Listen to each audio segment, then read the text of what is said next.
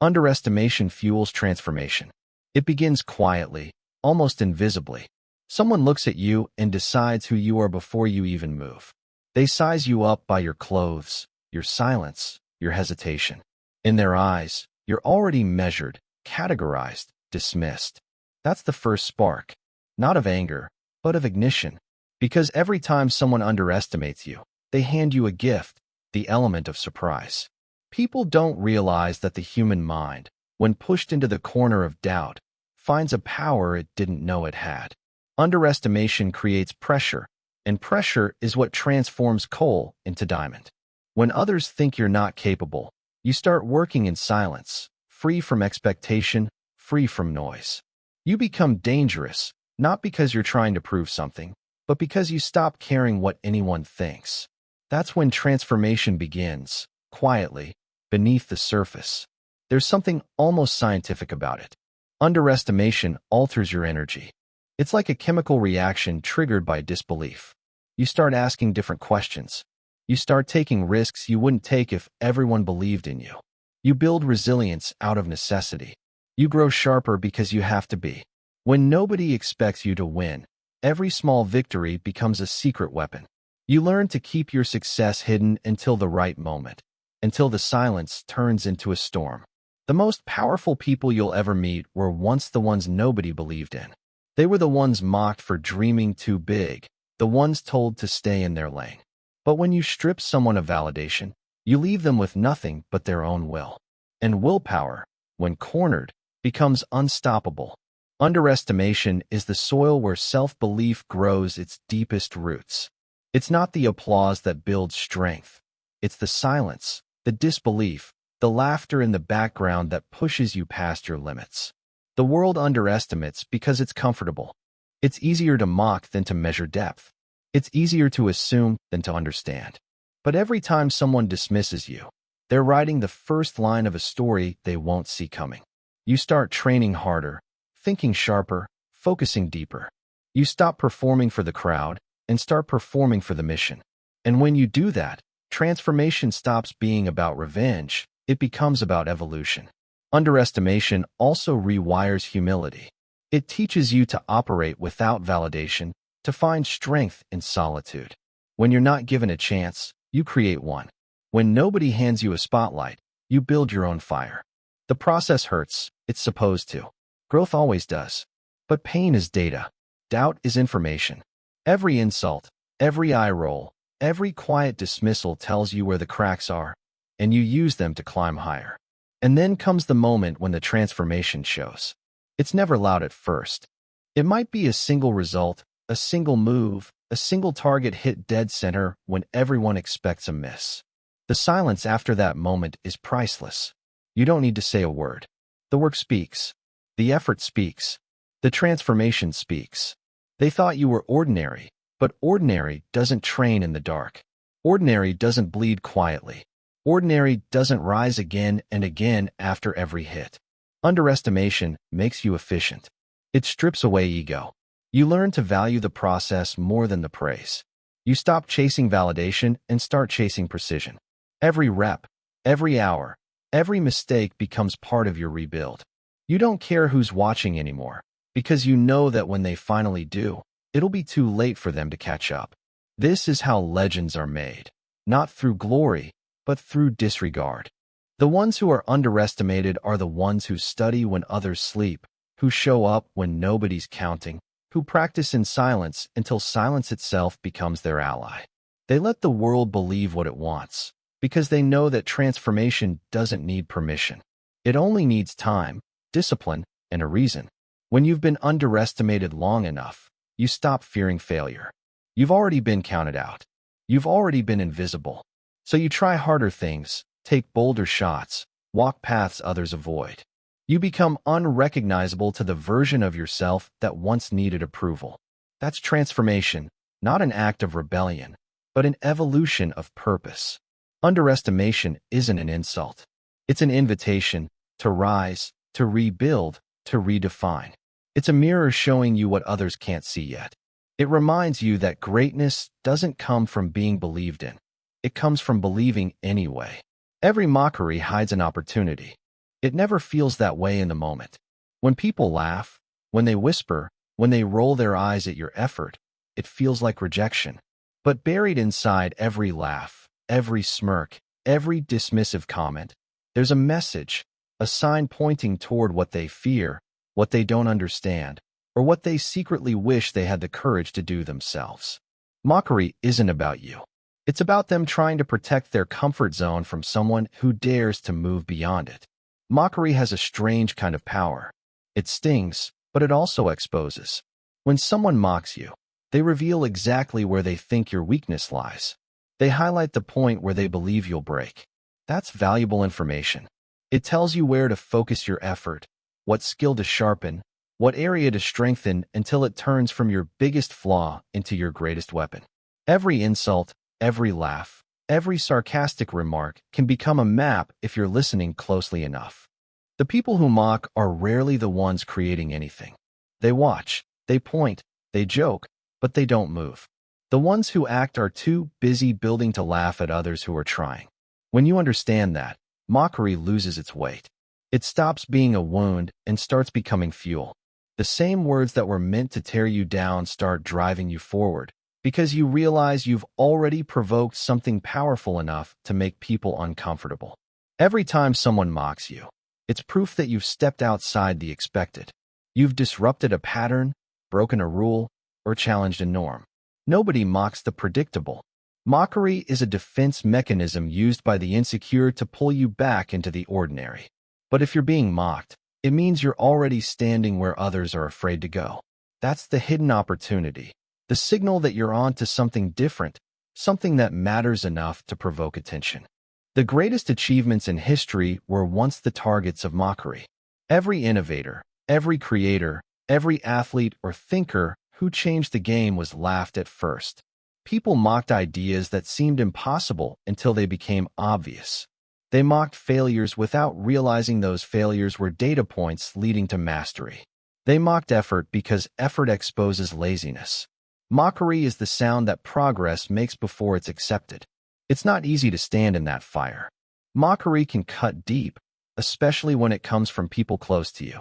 It can make you question your worth, your direction, your vision. But hidden inside that pain is the opportunity to build something unshakable, emotional armor. You learn not to flinch, not to explain, not to apologize for trying. You learn to take the sting and turn it into motion. That's how resilience is formed, not in comfort, but in ridicule. When you start seeing mockery as data instead of damage, you begin to win quietly. You start to understand what triggers people's doubt, and instead of hiding from it, you lean into it.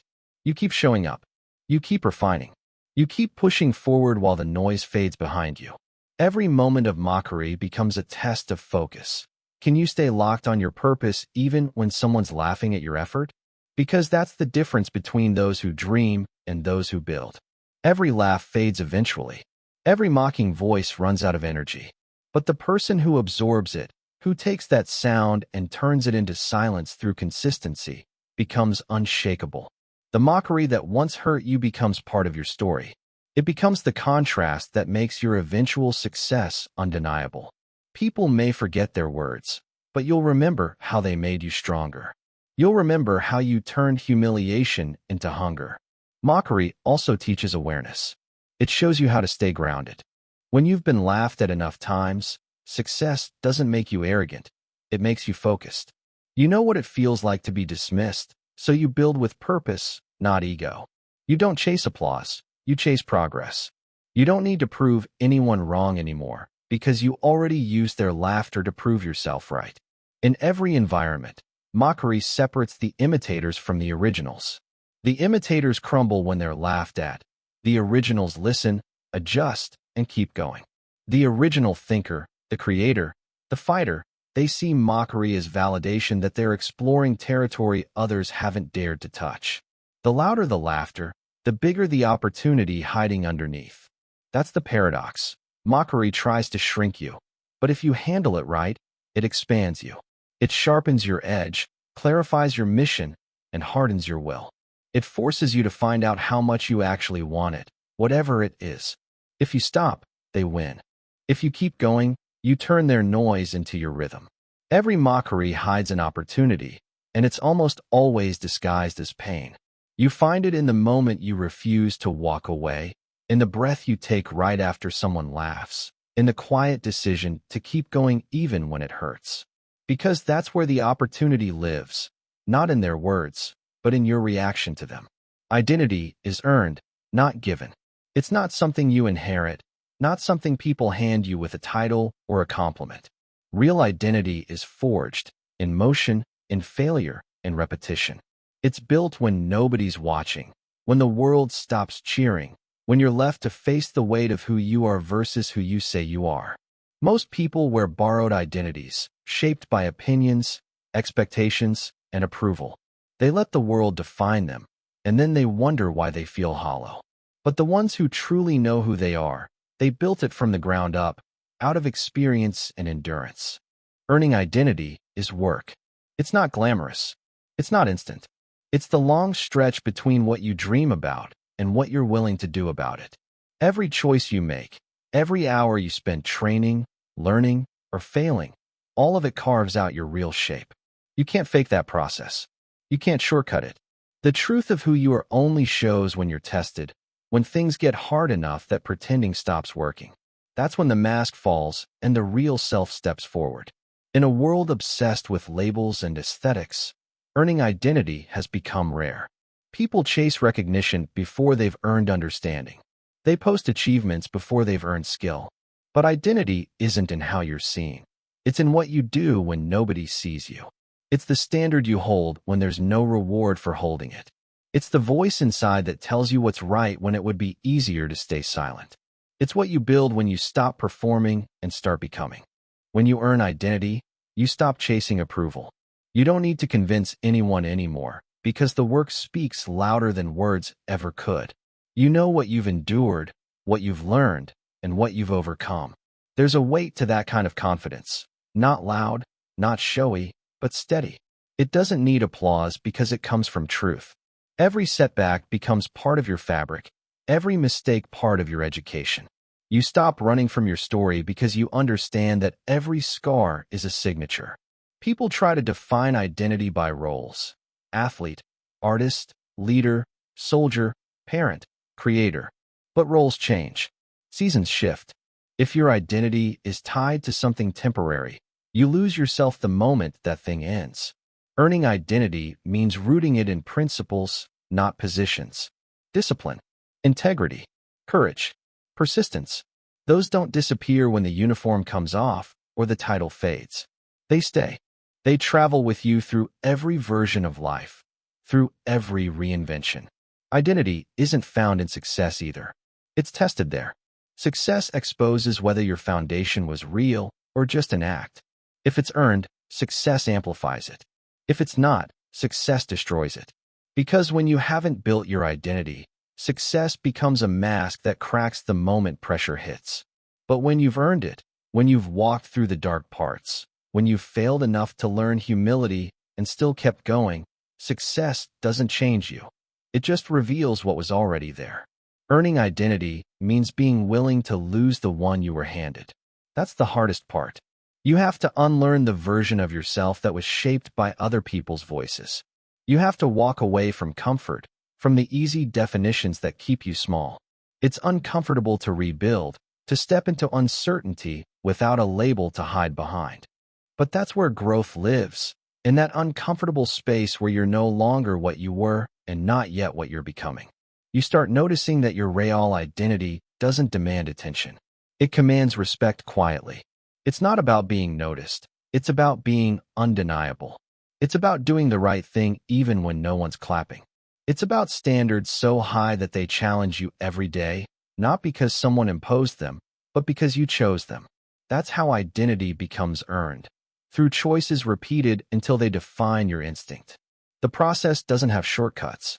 It requires losing people who only knew the old version of you. It requires discipline when there's no excitement left. It requires facing your fears without disguises. Every day becomes a test of consistency. Are you still the person you said you wanted to be, even when it's hard? That's the measure of earned identity. It's not built in a moment of inspiration, but in thousands of small, often invisible decisions. And somewhere in that process, you stop needing to tell your story. It's visible in your posture, in your presence, in the way you carry yourself through difficulty. People can sense when someone's identity is earned. It radiates through quiet confidence, through precision in their actions, through calm under pressure. Because when you've built who you are, you don't need to defend it. You just live it. Identity is earned, not given, because nothing real can be handed to you. What's handed can be taken away. What's earned stays, even when everything else falls apart. It's the sum of the battles you've fought, the discipline you've built, the lessons you've kept. It's the proof that who you've become wasn't an accident. It was a choice, repeated until it became truth. Skill reawakens when purpose ignites. There are moments in life when ability lies dormant, buried under routine, distraction, or doubt.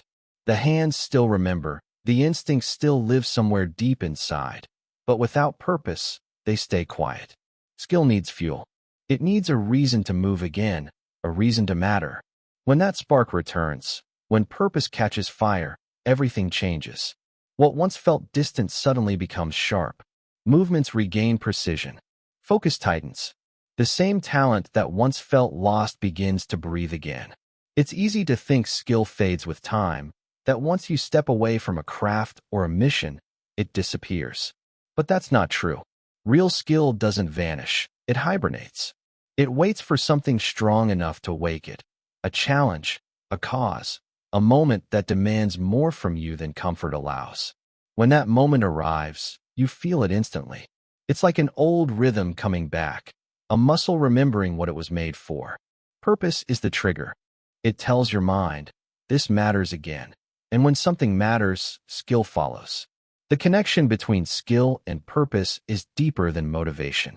Motivation is surface level. It flickers with emotion. Purpose is rooted. It's what transforms ability from a routine into an instinct. You can have all the skill in the world, but without a reason behind it, it decays. Purpose gives direction to talent. It tells you not just how to act, but why. And when you reconnect with that why, you start to move differently. You no longer practice for praise. You practice for precision. You no longer chase recognition. You chase readiness. Sometimes, purpose returns through pain. A setback, a loss, a failure. Something sharp enough to remind you what you were made to do. The fire comes back not because you wanted it, but because you needed it.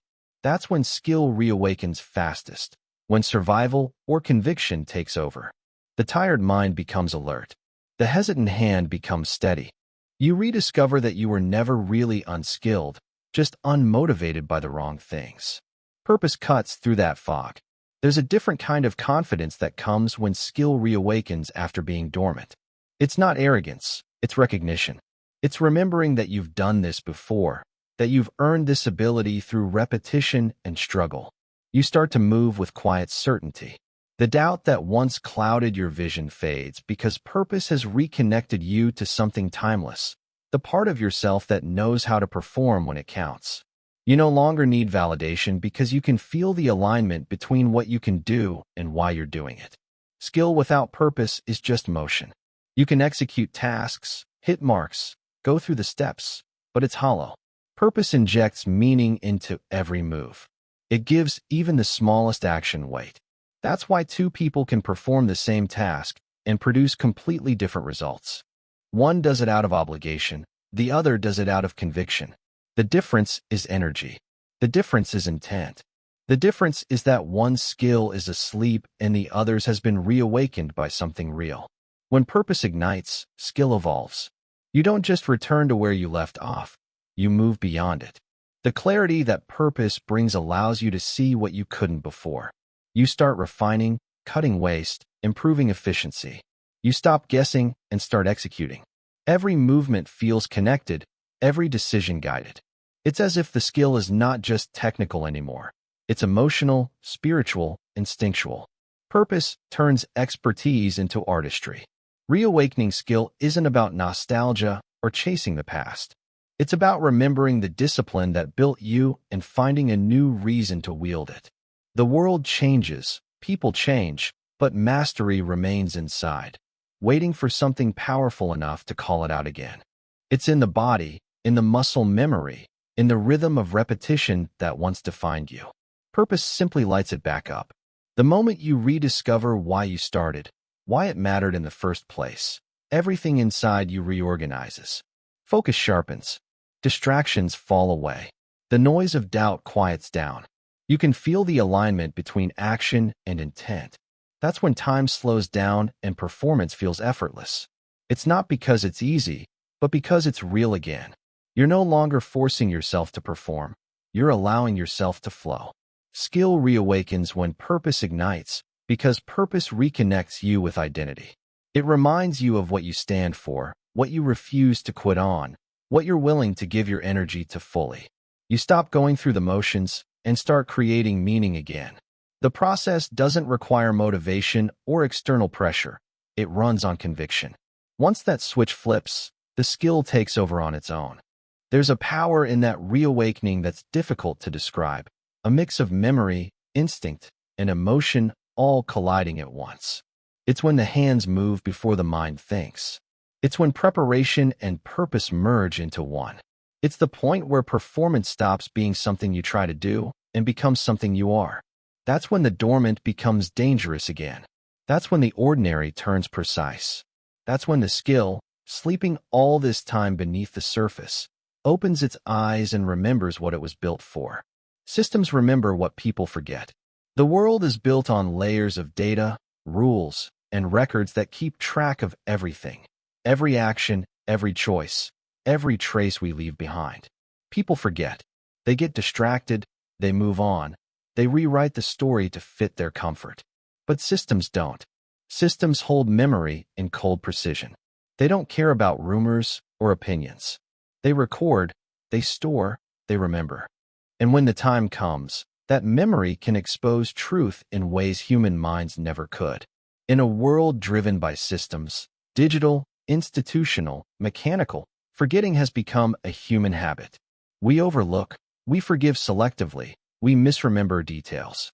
But systems, whether they are algorithms, archives, or structured processes, capture everything exactly as it was. They don't distort emotion, they don't blur intention, they store evidence. That's why when a system recognizes something long buried, it feels like a revelation, but it's not. It's simply the truth resurfacing through design, not memory. People are emotional. They remember moments that felt important and erase the ones that hurt.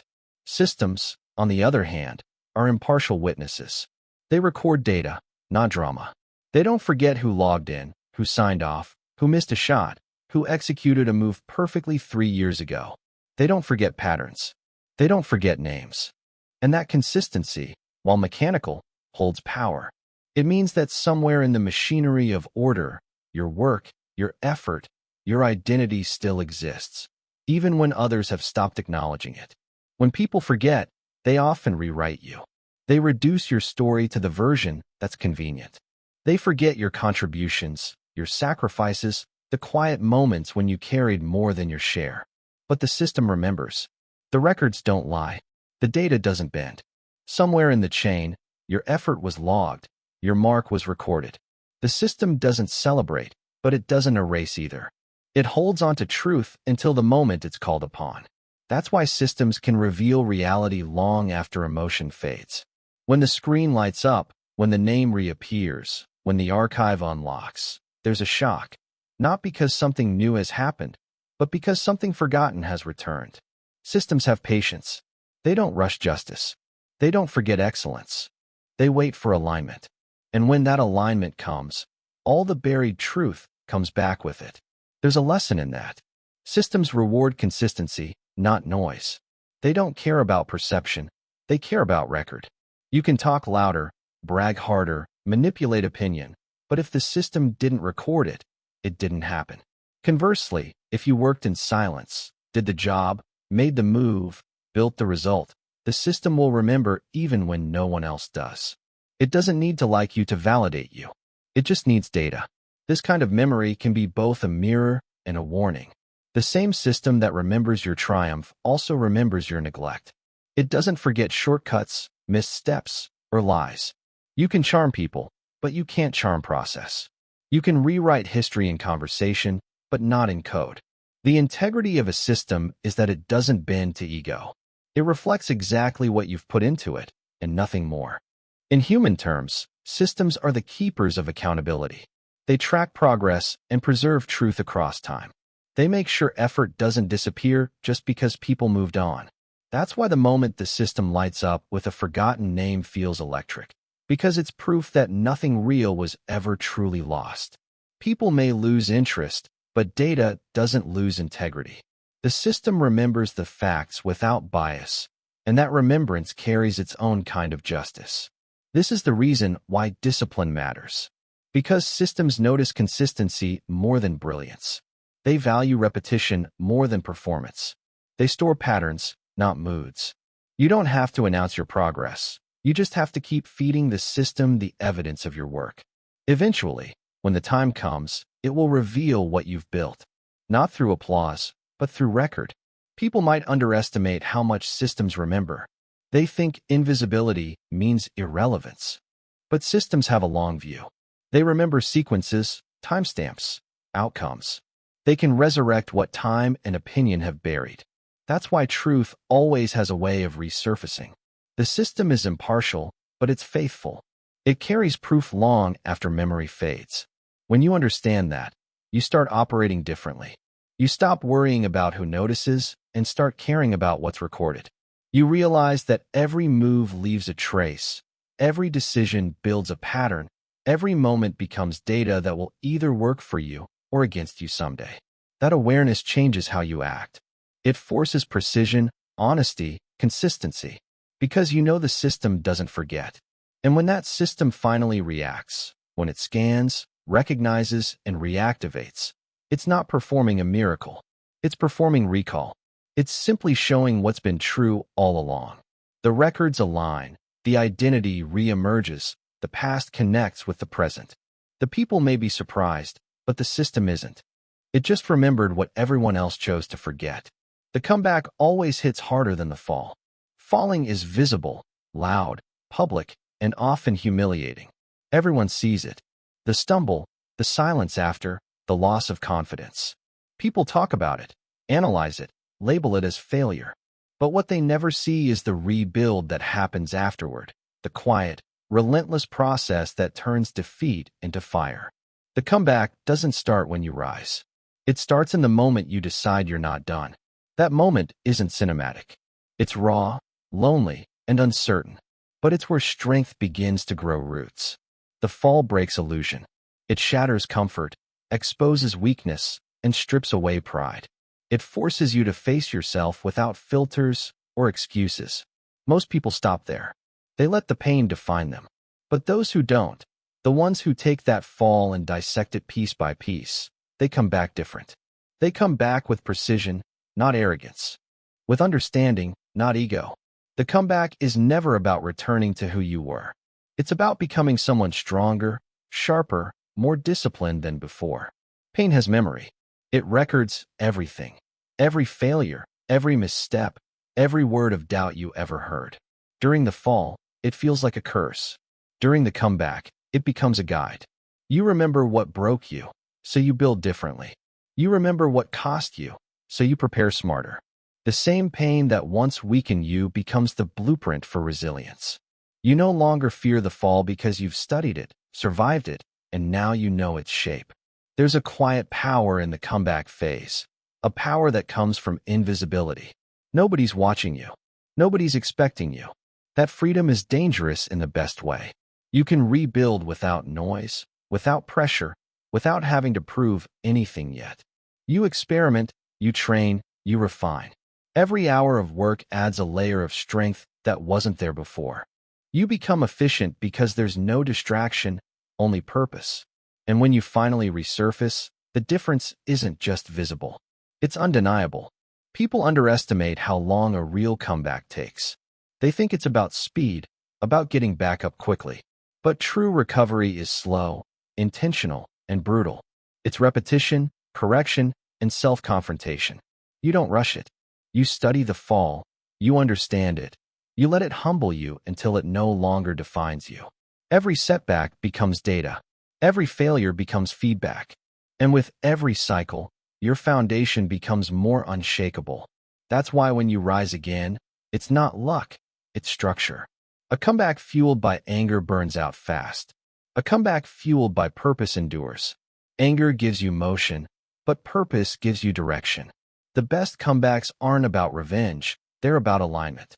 You don't return to prove others wrong. You return to prove yourself right. You start chasing precision, not validation. You stop caring about applause because you've already lived through silence. That shift in mindset is what makes the comeback hit harder. It's not emotional, it's inevitable. The fall humbles, but it also clarifies. It strips away the unnecessary and leaves you with only what matters. You stop wasting time. Stop chasing illusions. Stop pretending. You rebuild from truth. Every rep, every mile, every late night becomes sacred because you know what it felt like to lose it all. You start valuing effort differently. You start respecting struggle. That's what gives the comeback its force, not the return itself, but the weight of what it took to get there. When you finally rise, people see power. What they don't see is the patience that built it. They see confidence. They don't see the fear you had to fight through to stand again. They see results. They don't see the 1,000 invisible failures that shaped them. That's why the comeback shocks people, because they only saw the fall, never the grind that followed. To them, it looks like a miracle. To you, it feels like repayment. Every ounce of pain returns as strength. Every scar becomes a reminder that you endured and adapted. The comeback also changes how you treat winning. You stop chasing it for validation. You start treating it like a responsibility. You understand what it costs and you refuse to waste it. The comeback gives you perspective, a calm awareness that you can fall again, and if you do, you'll survive it. That knowledge makes you fearless. You're no longer fragile. You've built yourself from the inside out, and that kind of power doesn't depend on circumstances. The reason the comeback always hits harder than the fall is because it's built from everything the fall taught you. It's layered with lessons, with patience, with humility. You've already been broken, so there's nothing left to fear. You've already lost, so there's nothing left to hide. The comeback isn't a return, it's a transformation disguised as one. It's the moment when you stop trying to be who you were and fully step into who you became. And when that moment arrives, the world doesn't just see your rise. It feels the force of everything it took to get you there.